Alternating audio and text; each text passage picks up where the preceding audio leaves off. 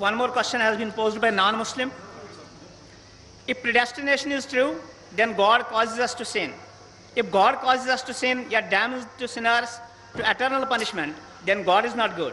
Therefore, non-Muslim concludes, if God is good, then either predestination is not true, or else God does not damn sinners to eternal punishment. Please satisfy the contradiction that occurs. ایک غیر مسلمان سوال کر رہا ہے تقدیر کے اوپر کہ اللہ سبحانہ و تعالیٰ اپنی تقدیر لکھتا ہے تو ہم اگر غلطی کرتے ہیں تو دوشی کون؟ اللہ سبحانہ و تعالیٰ. اگر میں تقدیر میں لکھا ہے کہ ہم خون کریں گے اور ہم آدمی کا خون کر لیتے تو کون ذمہ دار؟ اللہ تعالیٰ. آدمی کو کیوں ذمہ دار کرنے کا؟ اگر تقدیر میں لکھا ہے میں چوری کروں گا، میں غلط کام کروں گا، تقدیر میں لکھا ہے کہ میں جہنم میں جاؤں گا تو جاؤں گا، تو کس کی غلطی؟ میری کیا غلطی؟ اللہ کی غلطی. اور یہ سوال مسلمان لوگ بھی سوچتے ہیں، اور تقدیر پہ ایمان رکھنا ہر مسلمان کا فرض ہے. لیکن ہم پہلے یہ جان لے تقدیر کسے کہتے ہیں. اور اکثر ہم مسلمان بھی نہیں سمجھ پاتے تقدیر کا کیا مطلب ہے، اور ایسا کہتے او تقدیر میں لکھا ہے تو میں کر دیا، کچھ بھی ہوا تو تقدیر میں لکھا ہوا ہے، محنت نہیں کرتا ہوں میں، وہ تقدیر میں لکھا ہے کہ میں غریب رہوں گا. یہ تقدیر کی کیا معنی ہوتی ہے؟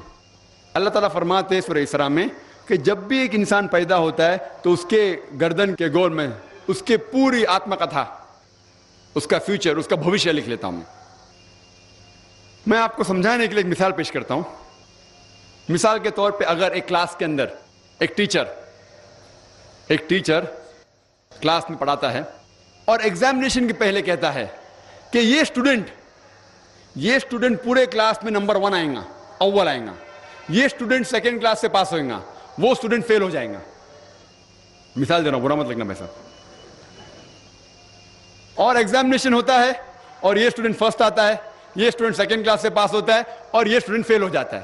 میں آپ سے یہ سوال پوچھتا ہوں کہ جو طالب فیل ہو گیا، کیا وہ کہہ سکتا ہے کہ کیونکہ ٹیچر نے کہا میں فیل ہوں گا اس لیے فیل ہو گیا؟ کہہ سکتا ہے کہ نہیں کہہ سکتا. کیوں؟ ٹیچر اپنے تجربے سے کہہ رہا ہے یہ اسٹوڈنٹ بہت اچھا ہے، بہت پڑھائی کرتا ہے اس لیے فرسٹ آئے گا، یہ اسٹوڈنٹ ٹھیک ہے سیکنڈ کلاس، یہ اسٹوڈنٹ پکچر دیکھتا ہے کلاس ہی نہیں اٹینڈ کرتا ہے اس لیے فیل ہوئے گا. تو اپنے تجربے سے وہ بھوشیہ کے بارے میں کہتا ہے. لیکن وہ اسٹوڈنٹ نہیں کہہ سکے گا کیونکہ ٹیچر نے مجھے کہا میں فیل ہوں گا اس لیے فیل ہو گیا. دوشی کون؟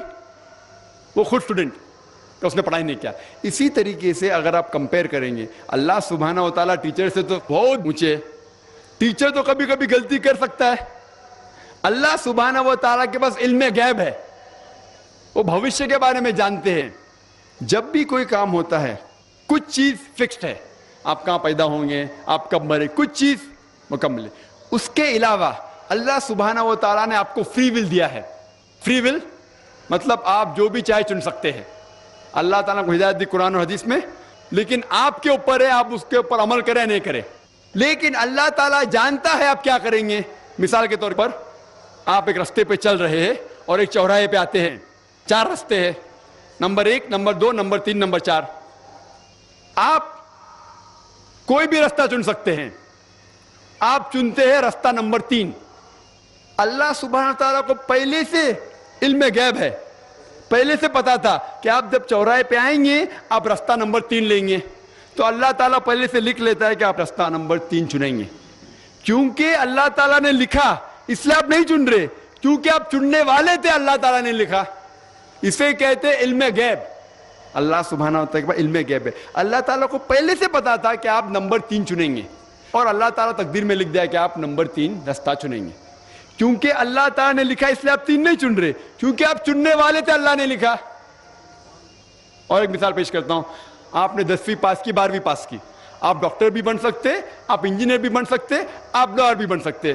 آپ چنیں گے ڈاکٹر بننے کے لیے. اللہ تعالیٰ کو پتا ہے کہ آپ جب 12ویں پاس کریں گے تینوں چیز آپ بن سکتے ہیں. آپ ڈاکٹر بھی بن سکتے، انجینئر بھی بن سکتے، لائر بھی بن سکتے. آپ چنیں گے ڈاکٹر بننے کے لیے. تو تقدیر میں لکھ دیا اللہ تعالیٰ آپ 12ویں پاس کریں گے اور ڈاکٹر بنیں گے. کیونکہ اللہ تعالیٰ نے لکھا اس لیے آپ ڈاکٹر نہیں بنے، کیونکہ آپ نے چنا اسی لیے اللہ تعالیٰ نے پہلے سے لکھ دیا. آپ سمجھتے؟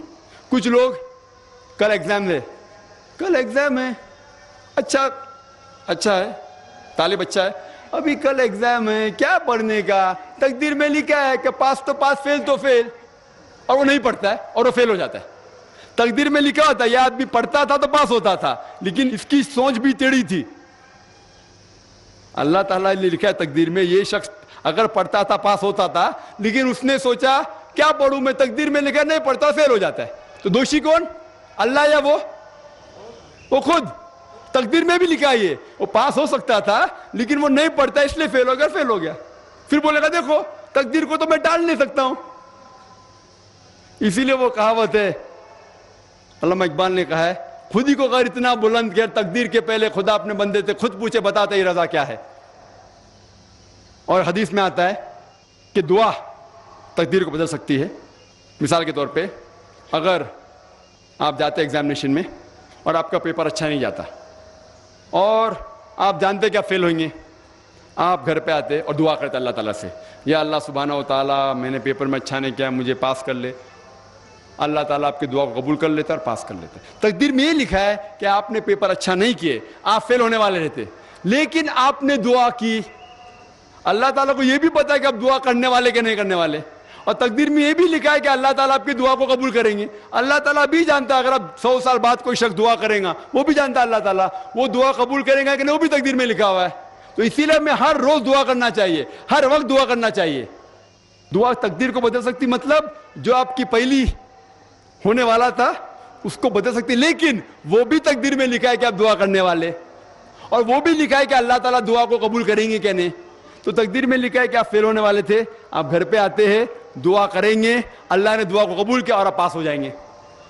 تو اسی لیے ہم مسلمان کو اللہ پہ بھروسہ رکھنا چاہیے. لیکن اللہ کے رسول نے فرمایا اللہ پہ بھروسہ رکھو لیکن اونٹ کو باندھو. آپ نے کہہ سکتے اللہ پہ تقویٰ ہے, میں گھر کا دروازہ کھلا رکھوں گا, کوئی چور نہیں آئے گا. اللہ کے رسول نے فرمایا اللہ پہ بھروسہ رکھو لیکن اونٹ کو باندھو.